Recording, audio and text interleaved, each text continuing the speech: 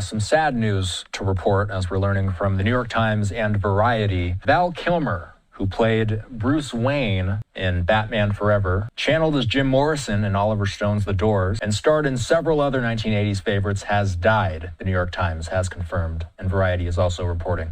Val Kilmer's name evokes a vivid catalog of unforgettable characters and bold career choices. Top Gun, the haunted and magnetic Jim Morrison in The Doors, and even slipped into the Batsuit as Bruce Wayne in Batman Forever. His presence on screen was enigmatic, intense, and always interesting, often pushing beyond the confines of a typical leading man. But beyond that iconic filmography was a deeply complex person whose personal and professional life was often shaped by pain, isolation, and ultimately illness. Today we'll take a look at the full, sobering story behind Val Kilmer's death and why it deserves a closer look.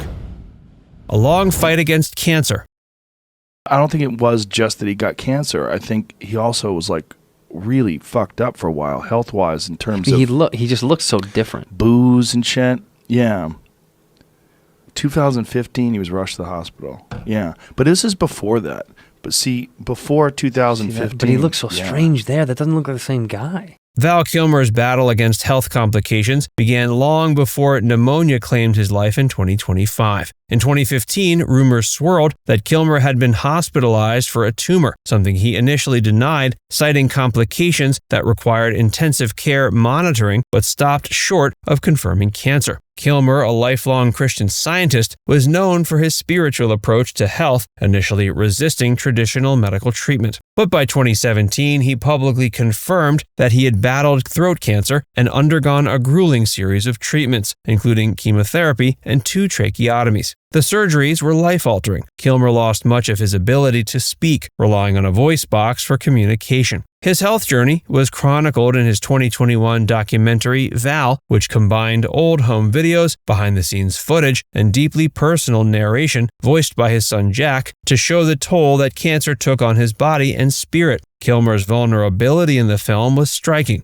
Gone was the magnetic Hollywood heartthrob, replaced by a man struggling with mortality, identity, and the loss of his own voice. Though by 2020 he reported being cancer-free for several years, the aftermath of his illness continued to affect the quality of his life. He required a feeding tube and frequently dealt with complications related to the tracheotomies. His condition left him weakened, vulnerable to infections, and unable to return to the physically demanding roles that had once defined his career. When he passed away from pneumonia in April 2025, it was not simply a sudden respiratory illness, but the culmination of a decade-long decline rooted in his earlier cancer diagnosis and the invasive treatments that followed. A career overshadowed by struggle. In the 90s, Val Kilmer was one of the most sought-after actors in Hollywood. His performances in Tombstone, Heat, and The Doors earned critical acclaim, showcasing his chameleon-like ability to transform into any character. But just as his professional star was rising, so too was his reputation for being difficult. Directors like Joel Schumacher and John Frankenheimer publicly criticized him, labeling him uncooperative and moody. In 1996, Entertainment Weekly even featured him in a cover story titled, "The Man Hollywood Loves to Hate." Much of this friction stemmed from Kilmer's intensity and his unwavering commitment to the craft.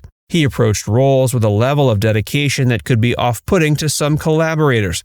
On the set of The Doors, he immersed himself so fully in the persona of Jim Morrison that crew members were instructed to call him Jim off camera. In Tombstone, he slept on a bed of ice to better simulate Doc Holliday's suffering. While this method approach resulted in unforgettable performances, it also isolated him from co-stars and directors who didn't share his fervor. After The Island of Dr. Moreau, a production marred by chaos, studio interference, and Kilmer's well-documented clashes with director Richard Stanley, his star began to fade. He continued to work steadily, but the blockbuster roles dried up. Instead, he gravitated towards smaller films, stage productions, and later his one-man show Citizen Twain, where he explored the complexities of Mark Twain with both humor and introspection. Even as his film output slowed, Kilmer remained creatively active. He was a visual artist, poet, and writer, publishing a memoir in 2020 titled I'm Your Huckleberry. The book was a reflection of both ego and humility, where he addressed his reputation and health with candor. But as much as Kilmer worked to reinvent himself later in life, his deteriorating health cast a long shadow, limiting his opportunities and eventually leading to the quiet, tragic end of a man who once lit up the screen.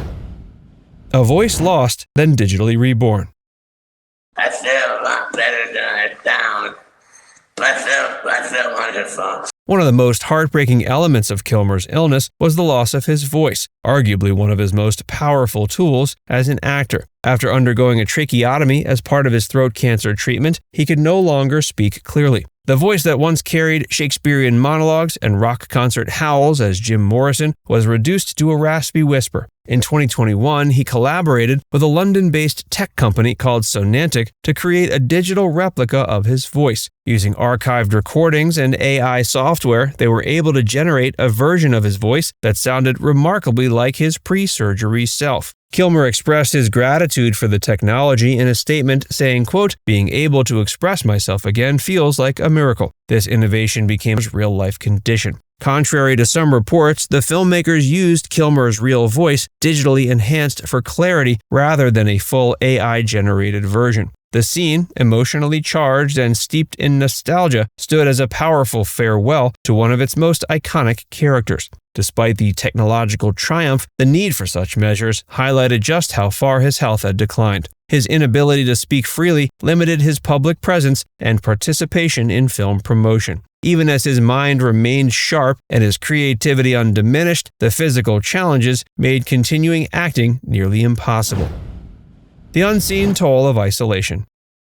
Val Kilmer's decline wasn't just measured in surgeries and treatments, it was also felt in the growing solitude that came to define his later years. As his health worsened, so did his ability to interact with the world around him in the way he once had. The physical toll of cancer and tracheotomy procedures made public appearances difficult and speaking engagements virtually impossible. For someone whose career was built on expression through voice, body, and emotional nuance, the loss was devastating. The 2021 documentary Val gave viewers an intimate glimpse into the loneliness that accompanied his illness. In one particularly emotional moment, his son Jack reads his father's words describing how isolating it felt to be treated like a ghost of his former self. Kilmer acknowledged that people stopped talking to him during the filming of Batman Forever due to the constraints of the Batsuit, and that same sense of disconnection returned in his final years, this time due to physical frailty rather than costume design.